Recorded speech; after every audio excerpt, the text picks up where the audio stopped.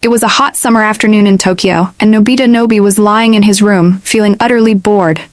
Doraemon, his robotic cat from the future, was busy tinkering with some gadgets, but even that couldn't cheer him up. "Nobita, why don't you read a book or play outside with your friends?" Doraemon suggested, noticing Nobita's gloomy face. "I don't want to," Nobita sighed. "I want to go on an adventure, something different." Doraemon thought for a moment, then reached into his magical pocket. "Well, how about this?" He pulled out a small spherical device. "This is the Earth Symphony Transporter. It can take us to the most untouched and serene parts of nature." Nobita's eyes widened. "Untouched nature? Like a jungle?" "Exactly." Doraemon nodded, smiling. "Do you want to go?" Without hesitation, Nobita jumped up and grabbed Doraemon's hand. "Let's go. An adventure in the jungle sounds amazing." With the push of a button on the Earth Symphony Transporter, a swirling portal appeared in the middle of the room. Nobita and Doraemon stepped through it, and in a blink of an eye, they found themselves surrounded by the deep, lush greenery of a vast jungle.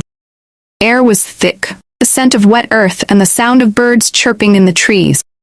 Monkeys swung from branch to branch, and the rustling of leaves indicated the presence of other wildlife nearby. "This is incredible!" Nobita exclaimed, looking around in awe. But Doraemon, always cautious, reminded him, "Remember, this is the wild. We have to be careful. Let's explore, but stay aware of our surroundings." As they wandered deeper into the jungle, Nobita couldn't help but feel a sense of wonder. Every step he took seemed to unlock a new part of the jungle's mysteries. He listened intently to the rhythm of the environment, the rustling of leaves, the chattering of animals, and the soft bubbling of a nearby stream. It was almost like nature itself was playing a beautiful symphony, and Nobita was at the heart of it. The jungle soon revealed its first surprise, a majestic waterfall cascading down a rocky cliff into a crystal-clear pool. Nobita and Doraemon stood at the edge of the water, mesmerized by the sight and sound of the falling water. "Wow," Nobita whispered.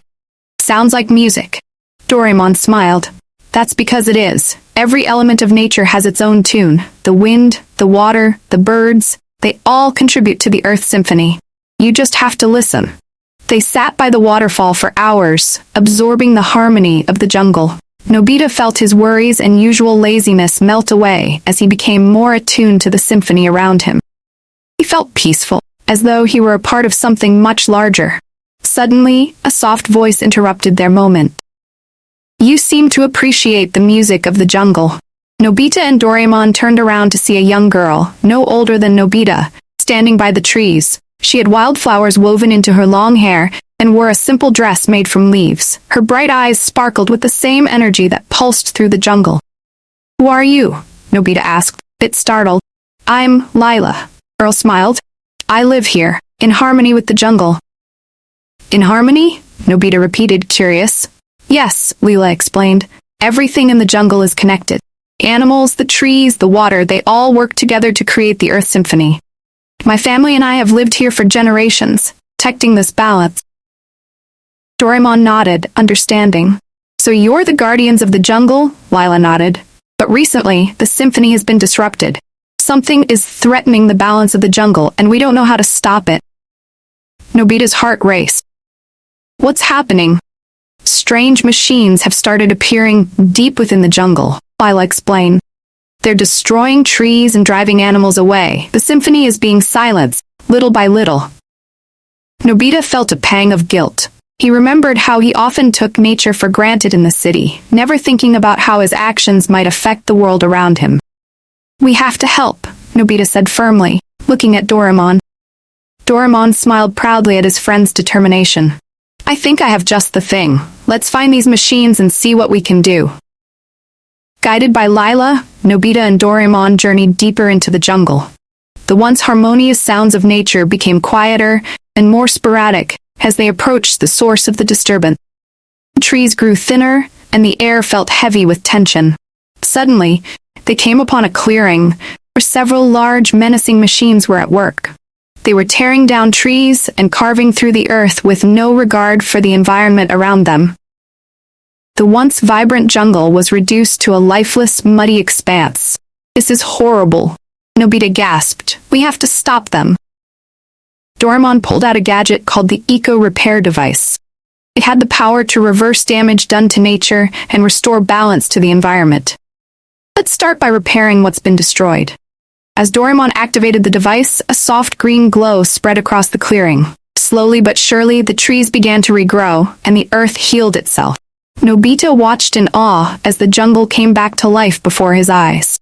But the machines kept working, oblivious to the changes happening around them. Nobita realized that simply repairing the damage wouldn't be enough. They had to stop the machines at their source. "We need to find out who's controlling these machines," Ella said.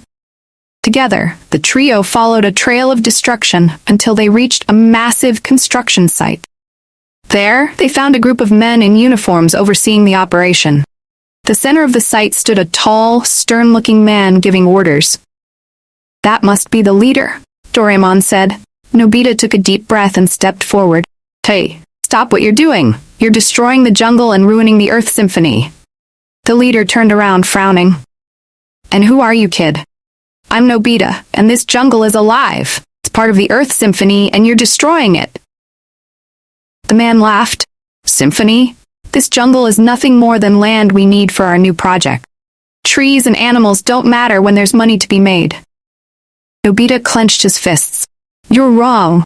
Nature is more important than any project. Without it, the world would be a terrible place."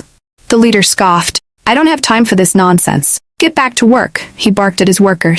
Lila stepped forward. "Please, listen to us. The jungle is a living entity, and everything here is connected. If you keep destroying it, balance will be lost, and even you will suffer the consequence." But the leader was unmoved. "I don't believe in fairy tales. Now, leave before I call security." Nobita felt a surge of anger, but Doraemon put a hand on his shoulder. "Let me handle this."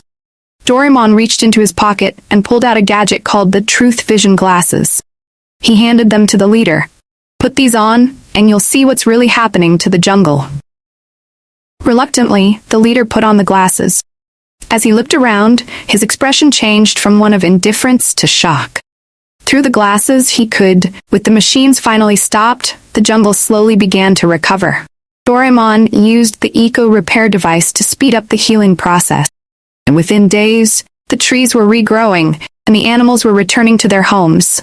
The Earth Symphony, once silenced, now rang out louder and clearer than ever before. Lila thanked Nobita and Doraemon for their help. "You've saved the jungle and restored the balance. The symphony is alive again, thanks to you." Nobita smiled. "I couldn't have done it without Doraemon and your guidance, Lila." Before they left the jungle, Leela handed Nobita a small hand-carved flute. "This is a gift from the jungle," she said. "Whenever you play it, you'll hear the Earth Symphony, no matter where you are." Nobita accepted the flute with a deep sense of gratitude. As he and Doraemon stepped back through the portal and returned home, Nobita felt a newfound appreciation for nature. The Earth Symphony had touched his heart, and he vowed to protect it, no matter where he was. From that day forward, Nobita never took nature for granted again.